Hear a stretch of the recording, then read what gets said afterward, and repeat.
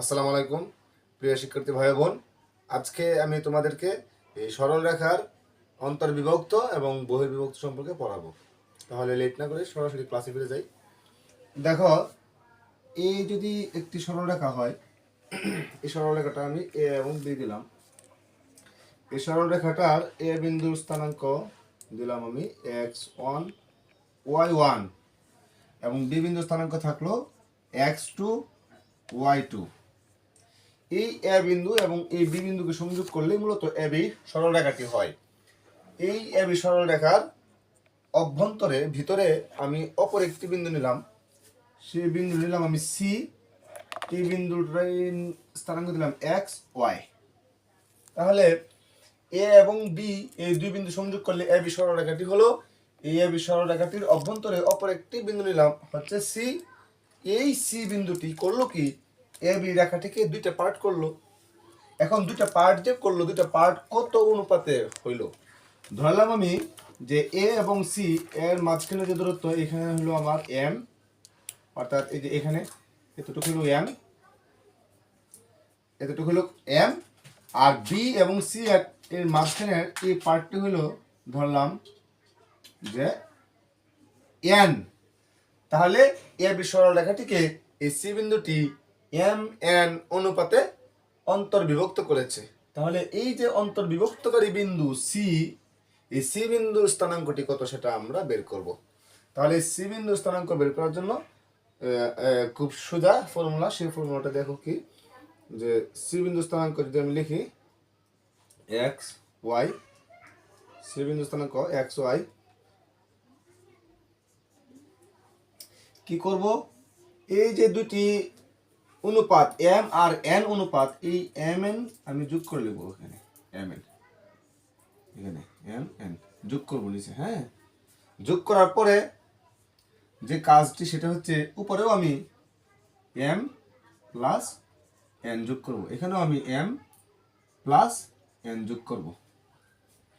তারপর যে কাজটা করব, এই যে সি বিন্দু, এই সি বিন্দুর যে স্থানাঙ্কের প্রথম অংশটা ভুজ এবং দ্বিতীয় অংশটা কোটি। এই প্রথম অংশটি ভুজ, এই ভুজে কি থাকে, ভুজে থাকে এক্স এবং কোটিতে কি থাকে, কোটিতে থাকে হচ্ছে ওয়াই। সো আমি এইখানে x2 আর এখানে x1 গুণ করে দিলাম। অনুরূপভাবে এখানে আমি y2 এবং y1 গুণ করে দিলাম। সো আমার এ বি সরল রেখাটির অভ্যন্তরে একটি বিন্দু ছিল সি। এই সি বিন্দুর যে স্থানাঙ্ক, এই সি বিন্দুর স্থানাঙ্ক আমি এভাবে বের করে ফেললাম। যদি এই সি বিন্দুটি এ বি সরল রেখাটিকে এম এবং এন রেশিওতে অন্তর্বিভক্ত করে থাকে, তবেই এই সি বিন্দুর স্থানাঙ্কটা আমি বের করব। এইভাবে খুব সোজা না? খুব সোজা। এরপরে আসো বহির্বিভক্তের জন্য কি ফর্মুলা। এই বহির্বিভক্তের জন্য আমি আরেকটি সরলরেখা অঙ্কন করলাম। সরি, সরলরেখা না, ধরলাম যে আমার এখানে একটা বিন্দু আছে এ, এই বিন্দু স্থানাঙ্ক হচ্ছে আমার x1 y1 এবং এখানে একটা বিন্দু আছে হচ্ছে বি, এই বি বিন্দু স্থানাঙ্ক হচ্ছে আমার x2 y2। তাহলে এ এবং বি এই দুটো বিন্দু যোগ করলে আমার এ বি সরলরেখা হবে। এই এ বি সরলরেখার বাহিরে আমি আরেকটা বিন্দু নিলাম, ধরলাম যে এখানে একটা সি বিন্দু আছে, এই সি বিন্দু স্থানাঙ্ক আমি ধরলাম xy। তাহলে এ বি সরল রেখাটিকে বহির্বিভক্ত করবে কে, বাইরের একটা বিন্দু সি বিন্দু। এই যে এই বিন্দুটা সি বিন্দুটা, এই সি বিন্দুটা এ বি সরল রেখাটিকে বহির্বিভক্ত করলো, অর্থাৎ বাহিরে থেকে সে এখানে বিভক্ত করতেছে এ বি সরল রেখাটিকে।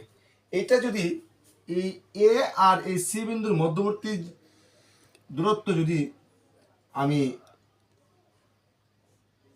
এম বিবেচনা করি, আর বি এবং সি বিন্দুর মাঝখানে দূরত্ব যদি আমি এন বিবেচনা করি, তাহলে কি ঘটনা ঘটলো, যে এ থেকে সি পর্যন্ত দূরত্ব হচ্ছে এম আর বি থেকে সি পর্যন্ত দূরত্ব হচ্ছে এন।